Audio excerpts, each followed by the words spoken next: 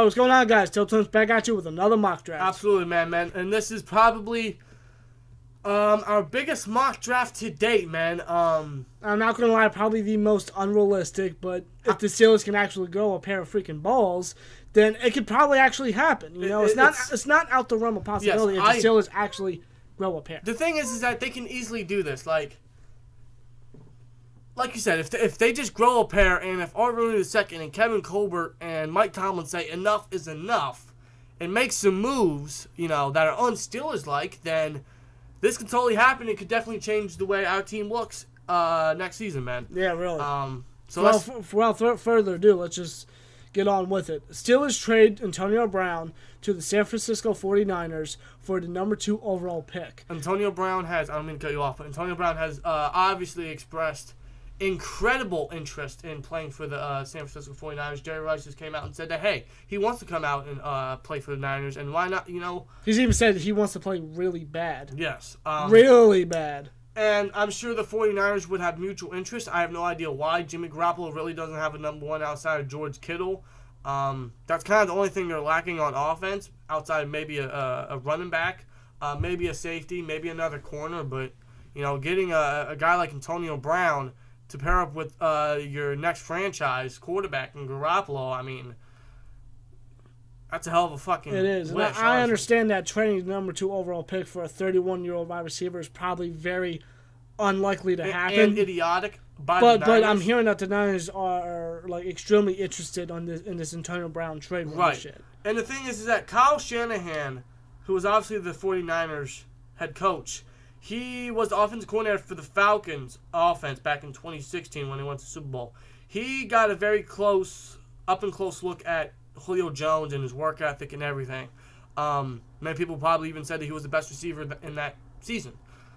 Now you're going to get someone like Antonio Brown. You're working with probably 2 of the best wide receivers in the entire league in a few-year span. Yeah. I'm sure Kyle Shanahan would love to have that. He's an offensive guy, and he loves his receivers. I'm sure he would desire Antonio Brown massively. So right. But the Steelers, now this is the big one here. Some of you guys may disagree, but honestly, it can help us get some extra picks. I'm sure you guys already know what's coming. Steelers also non-exclusive franchise tag Le'Veon Bell. Now, the likelihood of that happening, I don't know. Would I like us to do that? Sure. Because basically, it's now they could just put the transition tag on him, and a team can negotiate with him. And if we can't match his offer, then he goes to that team. I believe we still get a pick from them. I'm not sure if that's how the transition tag works, but basically, it's honestly a win-win, because what we can do is we can put the tag on Bell and see what his market is, and then if we want to keep him, or if we are interested in keeping him, then we can possibly get a deal going. Maybe we agree on something. We keep Bell as a Steeler, man. Maybe all this shit comes to an end. Or either way, if we don't do that, then we can still get a big pick or something big out of Le'Veon Bell, which I would love. You know, he's probably the best. When he's on the field, he's probably the best running back, definitely one of the best talents in the entire league. Mm-hmm. So getting something out of Le'Veon Bell will be major. I would definitely say put the non-exclusive franchise tag on him. That way, not only can we test out what his market is, but if we don't assign him, then it's still a win-win, because we get something massive out of him. And I think that the New York Jets signed Le'Veon Bell for agency, because they have Isaiah Crowell, but he's not really a starter in the league anymore, in my opinion. They have Bilal Powell. I'm not sure. He is kind of getting up there with age, though. He's a little inconsistent. He's a backup specifically. They don't really have a star, consistent running back that can take pressure off of Sam Darnold. Of course. So, with that being said, the Jets signed Le'Veon Bell for agency, and because of that, we get their number 3 overall pick. Now we could just send Brown and Bell in a package deal and just send them to the Jets completely, which I wouldn't mind that whatsoever. But us non-exclusive franchise tagging Bell and the Jets possibly signing him, which I can see it, because they have the money. They need a running back. They need to take pressure off of Darnold.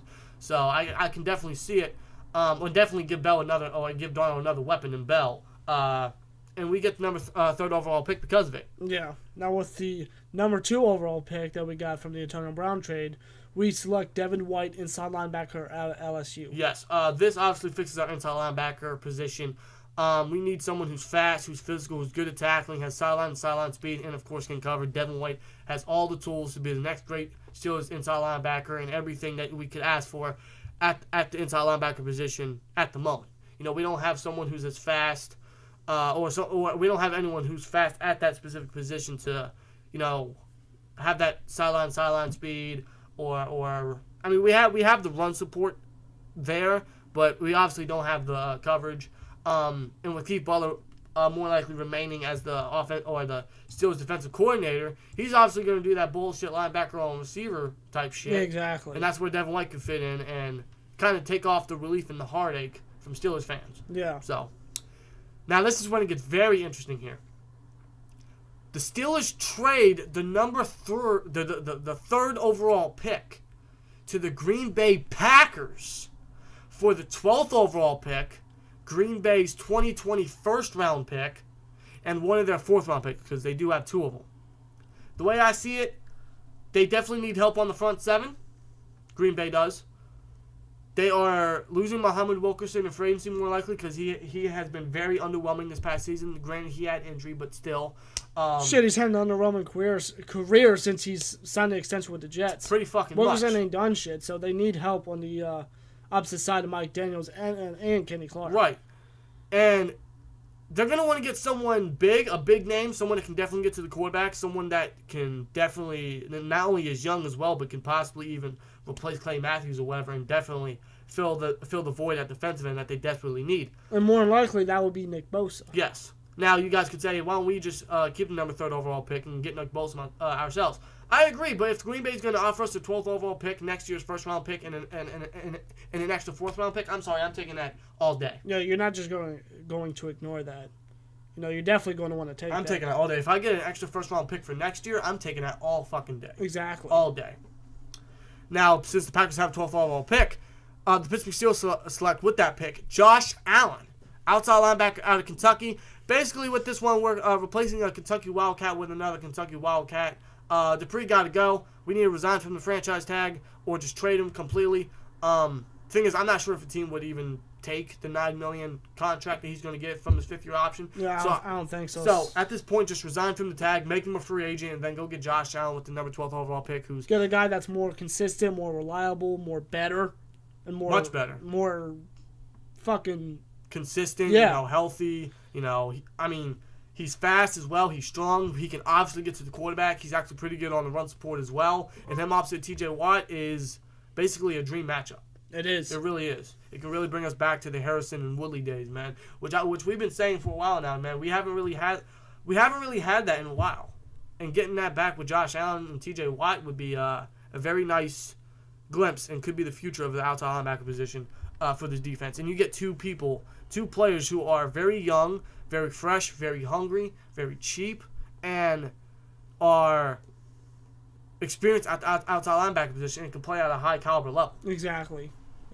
Seriously. Now, with our original pick, the 20th pick, we select Byron Murphy, cornerback out of Washington. And this just fixes our cornerback position, or our cornerback need. We obviously need cornerback. Artie Burns isn't the answer. Kai Sensabaugh, he's okay. He's actually a decent backup, but I don't think he's the solution either. And we need someone young. We need someone fresh. We need someone hungry. We need someone that really can bring back the ideal cornerback, style and look and physicality to that position for the Steelers. And that guy is Byron Murphy. Yeah. Someone who's tall, someone who's fast, someone who can definitely pick the ball off. He's a nice ball hawk. He can tackle well. He can. His PBUs are actually impressive as well. Quick to the player, quick to the ball, quick. He's a big playmaker. He can make turnovers. He's a difference maker. He really is. He's something that can really fix and fill the void at cornerback, and he can be a difference maker on this team. Right, and he's also very, very physical. He's one of the few physical cornerbacks that you rarely see in today's day and age. So bringing him to the Steelers and bringing that back to the organization, to the defense completely, I think that's a nice fit, man. Byron Murphy, 20th pick. If he's there, it's a no-brainer in my opinion. Snag him. With the 52nd overall pick, the second-round pick that we have, Pittsburgh Steelers select T.J. Hawkinson, tight end out of Iowa. This guy obviously won the John Mackey Award this past season. I believe he is the second person from Iowa to win it outside of Dallas Clark, and we all know how great Dallas Clark was for Peyton Manning and the Colts completely. And this guy is he reminds me a lot of Travis Kelce, maybe a little bit of Gronk. He reminds me a lot of Heath Miller. Honestly, I can see him being a much better Heath Miller, a faster Heath Miller, a more vertical Heath Miller. He's a great seam stretcher as well. And he's actually a very impressive and effective blocker. And the Steelers love them blocking tight ends. That's why Heath was so great. Exactly. A guy that can block, a guy that can be a big playmaker, a guy that can come in clutch, a guy that can be just like Byron Murphy, he can be a difference maker. He really can for this offense and just to complete the offense completely, really. We have Vance McDonald. I like Vance McDonald. But he's getting up there with age, and plus we definitely need some depth at the tight end position because as of right now, Vance McDonald's the only clear lock for the 53-man roster next year. Right. We don't know if James is going to resign. We don't know what to see from McGee or Bucky Hodges. Right, and Grimble is definitely on his way out, in my opinion. We're going to need some depth at the tight end position, a stud backup, and possibly a stud future starter for this team in the future. And that's why we take him in the second round, man. He would not only apply depth, not only would be a very nice blocker for Connor as well, but he can definitely develop and be a great vertical threat and a great seam stretcher for not only Ben's later years, but Rudolph's early years. Of course. And I think Hawkinson in the second round, if he's there, I think he's a no-brainer as well, man. He's probably one of the best tight ends in this upcoming draft. He definitely had a hell of a season last year, and he really, in my opinion, kind of took away the spotlight a little bit for Noah Fant. And honestly, I think that speaks volumes for someone like him. Yeah, because you know how Noah Fant is, arguably the best tight end in the league. Right, and probably in the league coming into the draft. Right, probably the most athletic as well. You could put Irv Smith up there as well, but Noah Fant is something else. But however, you have T.J. Hawkinson as well, who is athletic in himself. Not as athletic as Noah Fant, but he can definitely get the job done. He's a hell of an effective receiver, nice blocker, and it's basically a typical Steelers tight end, man. Yeah, really. Now with the 83rd overall pick, our third-round pick, Steelers select Anthony Johnson, wide receiver out of Buffalo. Yeah, this is basically replacing Antonio Brown, of course. And this guy's incredibly underrated. I don't think many people are talking about him. I think he'd be a nice pick in the third round. Now, we were contemplating either Anthony Johnson or Hakeem Butler from Iowa State. I love Hakeem Butler. His height and his measurables are incredible. He's 6'6". He weighs 225. I think that's all you need to know about Hakeem Butler. My thing is, I don't think he's going to last to the third round. Yeah, really. So Anthony Johnson, I can definitely see him lasting to the third round. Like you said, a guy that's not being talked about, a huge sleeper, a stud wide receiver, a guy that can come in, that can work either outside or in the slot. He's got great, strong, impressive hands, great route running ability. Great playmaking ability. Really does. Plus, he's 6'2" as well. He got some speed to him. Ben loved them tall receivers, of course. So, I think he'd be a perfect fit for this offense. The Steelers can definitely develop wide receivers, or any wide receivers, honestly. Yeah. So, Anthony Johnson in the third round, someone who's underrated and probably one of the most talented tight end or wide receivers in this upcoming draft class. I think he'd be a perfect fit for this offense to, just to apply more youth to the wide receiver position. Him opposite Juju and Washington, like you said, he's versatile. He can play in the slot or outside. We can have some fun with the wide receiver trio right there as well. Mm-hmm. So Anthony Johnson, third round to replace AB, someone who's very talented, very underrated, and very, very, very, honestly, another difference maker in my opinion.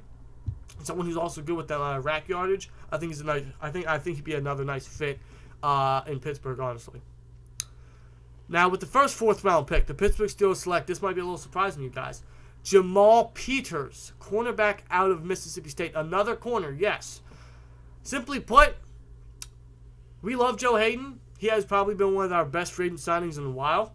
And definitely our best defensive back right now. Yes. But the thing with Joe Hayden, this is his last year in his contract. So we're not sure if we're going to sign. I would love us to, but we're not 100% sure. And he's getting up there with age. He's not going to last forever. Right. So we're going to need a guy that's going to have to, that can sit under Hayden, develop for a bit. I understand that we suck at developing defensive backs, specifically corners, but right. A guy like Jamal Peters, who's got all the potential in the world to be an all-out fantastic corner in the NFL. Yeah. A guy that can sit under Joe Hayden, learn from Joe Hayden. And this guy's very impressive. He really is. He's like, what, 6'2"? Yeah, man. He has insane measurables. He has measurables that you rarely see from cornerbacks nowadays, man. He's 6'2". He's got some speed to him. He can work on his press coverage a little bit. I feel like he gets a little anxious and he gets beat, and it gets to his head. And like I said, he just gets beat pretty early on. Right, but I did notice something this past season. this past season, with the defensive backs in general, we were actually a lot better than other years. I think that specifically had to do with Tom Bradley, yes, our defensive back coach. Now, I understand Artie Burns didn't have a spectacular year, but I just think Artie Burns all out fucking sucks. Yeah. I mean, Sensebaugh actually did okay. I'm not going to say he did bad, but he did okay. Right. You know, he held his own here and there. He was definitely better than Burns. Yeah, he was. I'll say that. You know, so I do think Tom Bradley does bring something different to these defensive backs. I think he does have a different developmental way for these defensive backs. Yeah, he just has a different mindset. Yeah, honestly. I really think he can do wonders for Jamal Peters. Yeah. A huge sleeper, a huge stud, a guy with a ton of potential. Right, and this is also a depth pick. And honestly, I would love to see him and Cameron Sutton battle out for a potential starting role if Joe Hayden retires or leaves, which hopefully, you know, is not soon, but it's almost inevitable. You know, so, and that's why we picked Jamal Peters in the 4th round, to add some depth, but at the same time kind of work on a long-term solution and have him marinate for a few years for the cornerback position, of course. Yeah. So I think that I would not be mad whatsoever if we go 2 cornerbacks. Honestly, I feel like it's needed, to be real with you. Yeah. So, and plus, I will say this. I love Joe Hayden, but he does have a little bit of an injury problem. We bring in someone like Jamal Peters to kind of take his place a little bit, I would not be too concerned. Yeah. So, because he has great measurables for a cornerback, so I would not mind that whatsoever, man. And with our second, 4th round pick, the Pittsburgh Steelers select Alex Bars, guard out of Notre Dame. This is not only a depth pick, but at guard, but at the same time, we don't know if we're going to resign Ramon Foster. B.J. Finney, we're not sure if we're going to resign him either, and we're not really going to have a true starting left guard outside of, David DeCastro was the starting right guard, so we're not sure if we're going to have a true starting left guard, and that's where we can bring in Alex Bars. The only issue is he is coming off of a season-ending injury, and hopefully we get Mike Munchak back, man. Hopefully the Broncos don't snag him and we're able to keep him. Yeah, let's hope not. But at the same time, you know, another thing about Bars is that he's pretty versatile. He can play guard, he can play tackle, he can play center. And we said several times that's something that Mike Munchak absolutely loves, an offensive lineman. Yes, he versatility. does. And look, and I will say that I'm not taking anything away from B.J. Finney, but look what he did with B.J. Finney. He went undrafted, and he has become probably our best backup on our offensive line. To be real with you, exactly. So we bring in someone like Alex Bars, who is probably one of the best linemen for Notre Dame, in my opinion, and honestly reminds me a little bit of David DeCastro. And because of his injury, he might drop a little bit, and I think that's where we can steal him in the 4th round, and possibly be the solution for guard long term and keep our offensive line young. That's exactly. If Mike Munchak does stay, he can develop him, make him an all-out fucking Pro Bowler, in my opinion. Exactly. Barr's got all the potential in the world to be a great offensive lineman in this league. He does. No matter where he goes. He really does, man. Seriously. So I think Alex Barr's not only to apply depth at the guard position, but possibly be the long-term solution and keep our offensive line young and hungry and fresh. I think it would be nice, man. Exactly. I think that's a nice picture to paint. Now here's another trade. Steelers. I'm sorry. This just needs to happen. It does. It really does. So why not get something out of it, you know? Steelers trade. Try, at least. Yeah.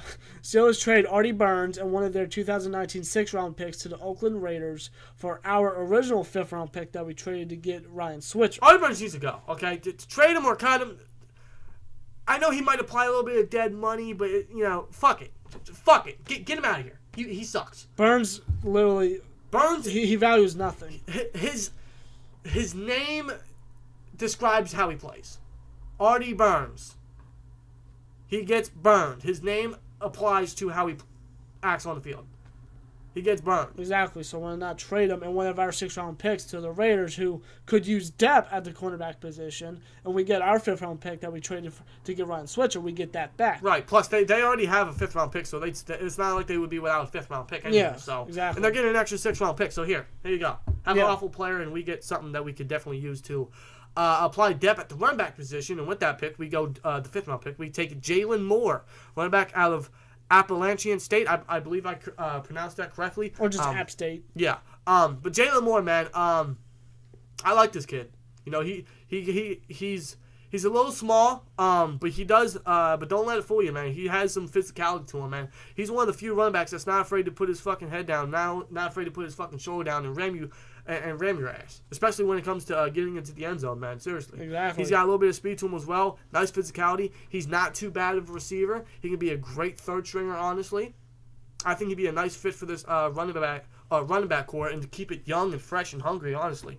And I feel like that not only would he apply depth, not only would he be the third stringer, but I think he could definitely have a significant role in this offense. You know, he could be a little bit of a power back. He could be a little bit of a goal line back possibly, although I would definitely use James Conner in that role. But, you know, if we want to motion out Conner as a receiver, or if we want to do that with Samuels, I would not be upset if we have more in the backfield, because this guy is very physical. He's someone that can definitely get you some extra yardage. Mm-hmm. You know, he's a very hard runner, very aggressive runner, man. Someone I really like and would be a nice fit at the third string position for running back, honestly. Exactly. And just imagine that great young running back core, man. Yeah, three-headed monster right there. Seriously. Conner, Samuels, and more. That's fucking scary. That is actually very... I don't know what to say, man. I'm at a loss of words, to be real with you. Seriously, that is awesome. It is. And they could all have a very nice, significant role in this offense, man. Obviously, to not only utilize the rushing game more, but take some pressure off of an aging Ben who was making some unfortunate mistakes late in his career. So, exactly. Anyway, guys, that's the 5th round mock. Let us know your guys' thoughts in the comments below, man. We'll be back with another mock very soon. So see you then. And again, let us know what you guys think in the comments below. More mocks to come. So see you then. Like, comment, subscribe. We'll see you later. Peace!